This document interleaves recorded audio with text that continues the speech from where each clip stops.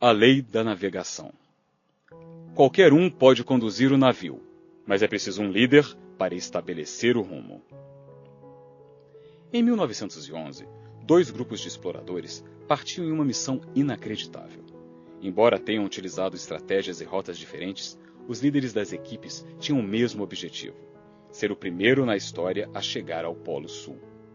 As histórias deles são exemplos de vida ou morte da lei da navegação. Um grupo era liderado pelo explorador norueguês Roald Amundsen. Ironicamente, ele de início não pretendia ir à Antártida.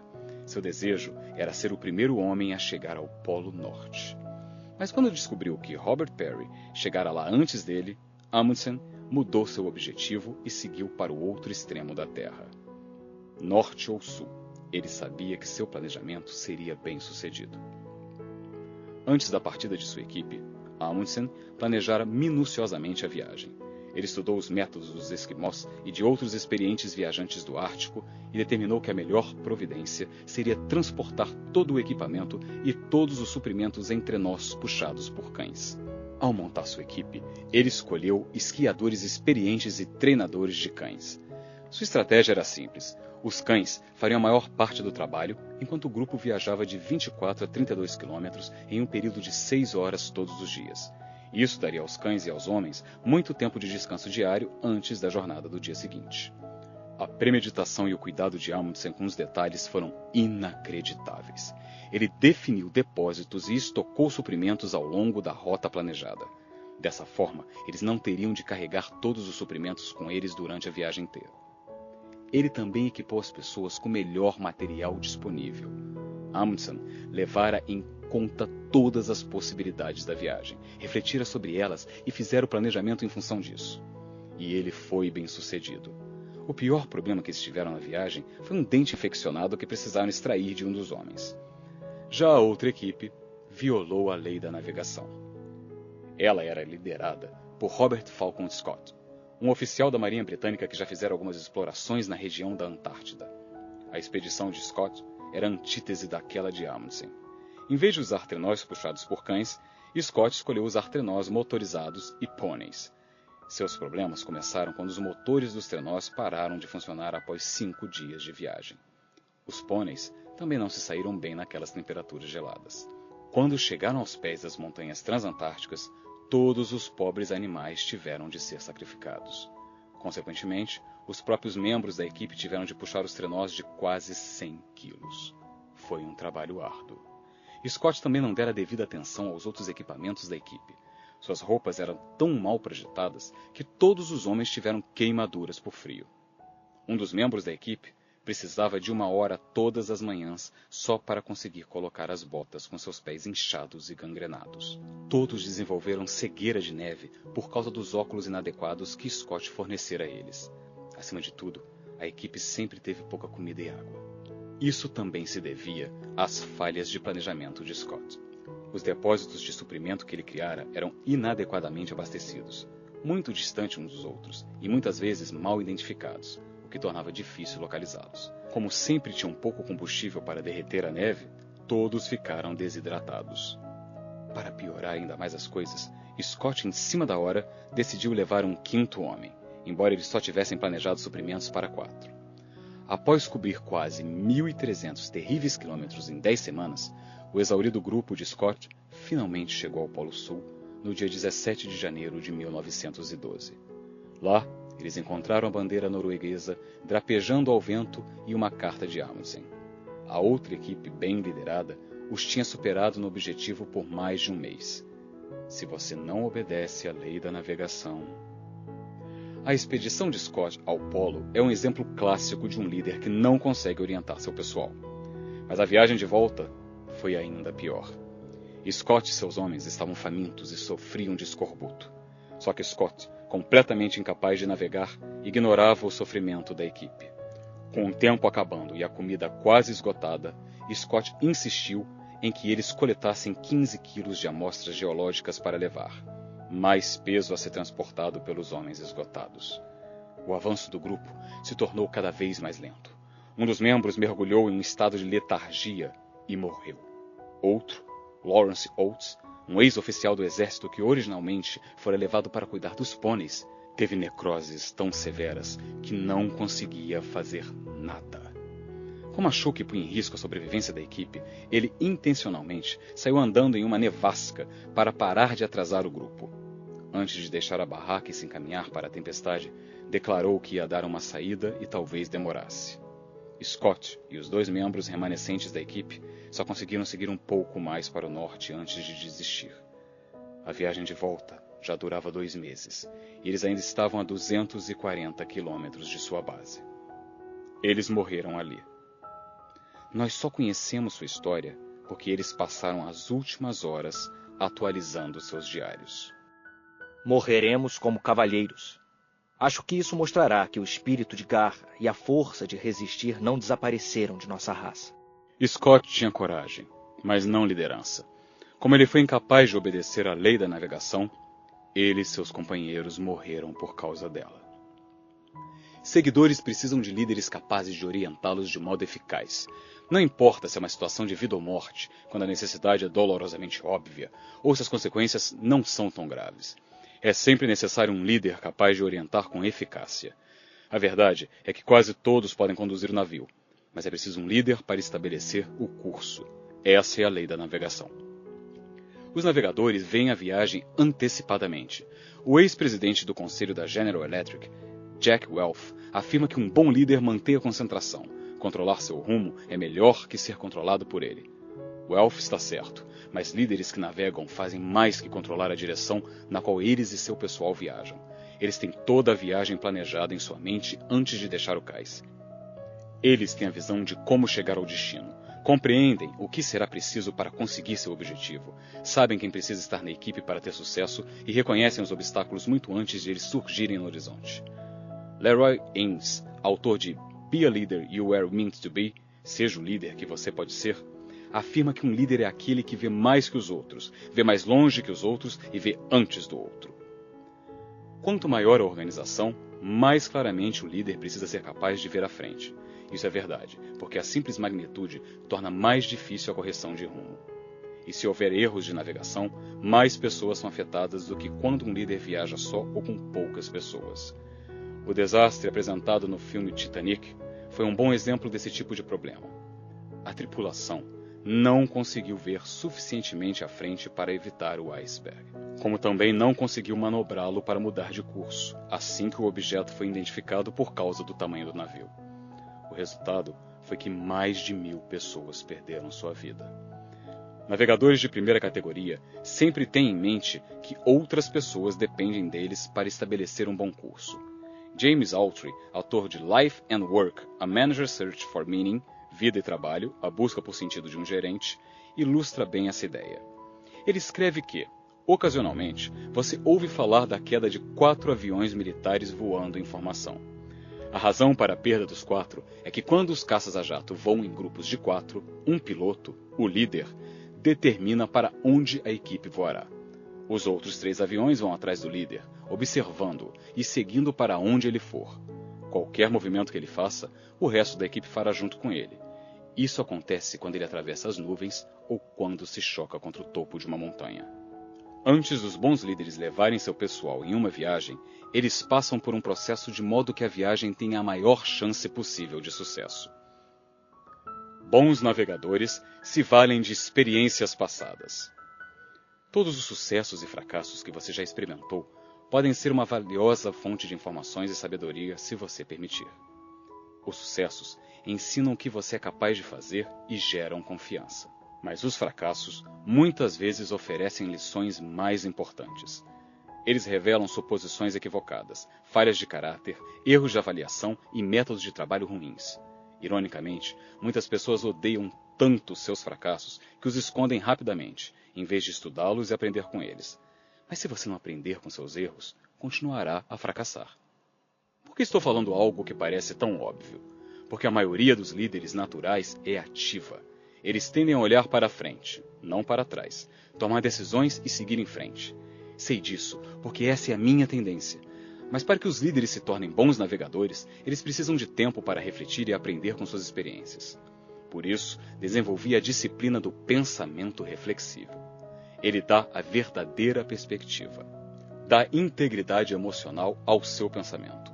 Aumenta sua confiança na tomada de decisões. Deixa mais claro o quadro geral. Transforma uma boa experiência em uma experiência valiosa. Tudo isso dá ao líder uma grande vantagem no momento de planejar os próximos passos de uma equipe ou organização. Mas antes de assumir compromissos, os bons navegadores estudam as condições. Aprender com a experiência quer dizer olhar para dentro. Examinar as condições quer dizer olhar para fora. Nenhum bom líder traça um curso de ação sem dar bastante atenção às condições. Seria o mesmo que zarpar contra a maré ou planejar um curso através de um furacão. Os bons navegadores avaliam os custos antes de assumir compromissos para eles e para os outros.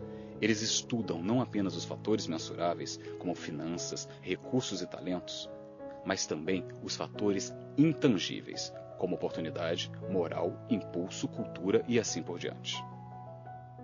Bons navegadores também ouvem o que os outros têm a dizer. Não importa o quanto você aprenda com o passado, isso nunca lhe dará o que você precisa saber no presente.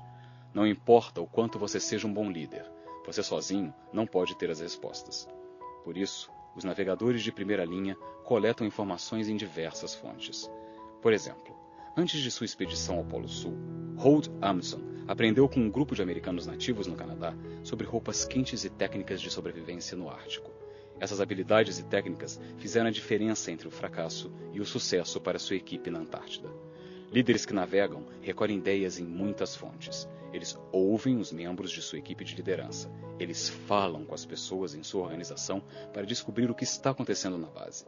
E eles gastam tempo com líderes de fora da organização que possam orientá-los. Eles sempre pensam em confiar em uma equipe, não apenas em si mesmos. Bons navegadores se asseguram de que suas conclusões representam ao mesmo tempo fé e fato.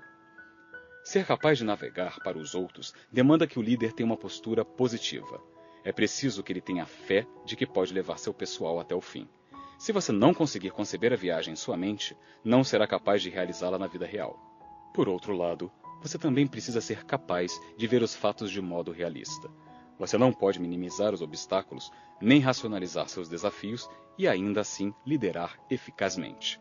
Se não seguir de olhos abertos, estará vulnerável. Bill Eisen, presidente da Eisen Band & Associates, observa que os líderes realistas são suficientemente objetivos para minimizar as ilusões, pois compreendem que a autoilusão pode custar a eles a sua visão.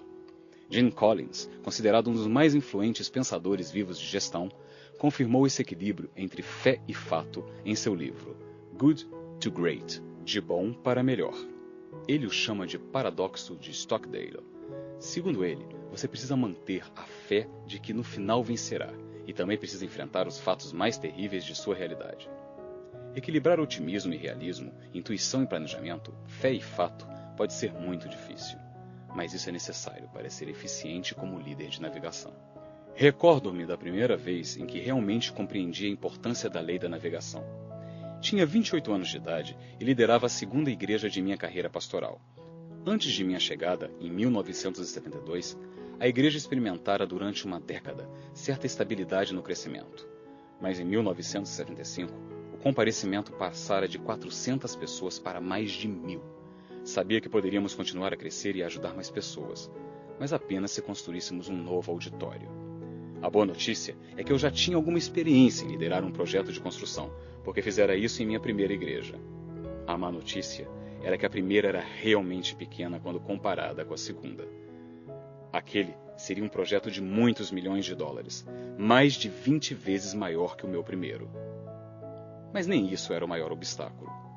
Pouco antes de me tornar líder da igreja, houve uma enorme disputa com relação a outra proposta de construção, e o debate foi acalorado e amargo, causando divisões. Por isso, sabia que pela primeira vez enfrentaria uma grande oposição à minha liderança. Havia águas agitadas à frente, e se eu como líder não pudesse conduzir-nos bem, poderia afundar o navio. Nesse ponto, provavelmente, deveria confessar que não sou um grande navegador. Não tenho prazer com os detalhes e tendo a seguir meus instintos, às vezes um pouco rapidamente demais para o meu próprio bem. Nos últimos 15 ou 20 anos, supri muitas vezes minhas fraquezas ao contratar líderes bons em navegação para ajudar minhas organizações. Durante os muitos anos em que liderei igrejas, Dan Hayland estava em minha equipe como pastor executivo. Ele é um excelente navegador. Atualmente, John Hull, um fantástico líder em navegação, é presidente da equipe, a organização sem fins lucrativos que fundei em 1996. Mas em 1975, tive de assumir a responsabilidade pelo processo de navegação. Para me ajudar com isso, desenvolvi uma estratégia que usei repetidamente na liderança. Pegue lápis e papel e anote cada frase que eu vou falar. Utilize uma linha para cada frase. Logo você vai entender o porquê. Predetermine seu curso de ação. Lance suas metas. Adeque suas prioridades. Notifique as pessoas fundamentais. Espere a aceitação. Jogue-se na ação. Aguarde problemas. Reflita sobre os sucessos e examine diariamente os planos. Anotou tudo? Vou repetir. Predetermine seu curso de ação. Lance suas metas. Adeque suas prioridades. Notifique as pessoas fundamentais. Espere a aceitação. Jogue-se na ação. Aguarde os problemas. Reflita sobre os sucessos e examine diariamente os planos. Agora pegue a primeira letra de cada frase. Reparou que forma uma palavra? P, L, A, N, E, J, A, R. Planejar. Isso se tornou meu roteiro, à medida em que eu me preparava para conduzir essa mudança em minha organização. Eu tinha uma forte sensação de qual precisava ser o nosso curso de ação. Se quiséssemos continuar crescendo, precisávamos construir um novo auditório. Examinara todas as alternativas e sabia que era a única solução viável. Meu objetivo era projetar e construir a instalação, pagá-la em 10 anos e unificar todas as pessoas nesse processo. Uma tarefa monumental. Qualquer projeto que apresentasse precisaria ser votado em uma reunião da congregação. Portanto, com 2 meses de antecedência, marquei uma para ter tempo de preparar tudo. O passo seguinte foi pedir aos membros da diretoria e a um grupo de líderes financeiros importantes que fizessem um estudo de um período de 20 anos de nosso crescimento e de nosso histórico financeiro. Isso abrangia os 10 anos anteriores e fazia projeções para os 10 anos seguintes. Com base nisso, determinaríamos as características do imóvel. A seguir, preparamos um orçamento para 10 anos que explicava cuidadosamente como faríamos o financiamento. Também pedi que todas as informações que estávamos recolhendo fossem reunidas em um relatório de 20 páginas a ser entregue aos membros da congregação. Sabia que os principais obstáculos a um planejamento bem-sucedido são medo da mudança, ignorância, incerteza em relação ao futuro e falta de imaginação. Faria de tudo para evitar que esses fatores nos afetassem. Meu passo seguinte foi notificar os principais líderes. Comecei por aqueles que tinham maior influência, reunindo-me com eles individualmente e às vezes em pequenos grupos. Após várias semanas, reuni-me com cerca de 100 líderes. Apresentei uma visão daquilo que precisávamos fazer e respondi às suas perguntas. E sempre que sentia que uma pessoa demonstrava certa hesitação em relação ao projeto, programava um novo encontro individual. Depois, esperei até que esses líderes fundamentais influenciassem o resto das pessoas e as ajudassem a aceitar as mudanças. Quando chegou o momento da reunião da congregação, estávamos prontos para entrar em ação.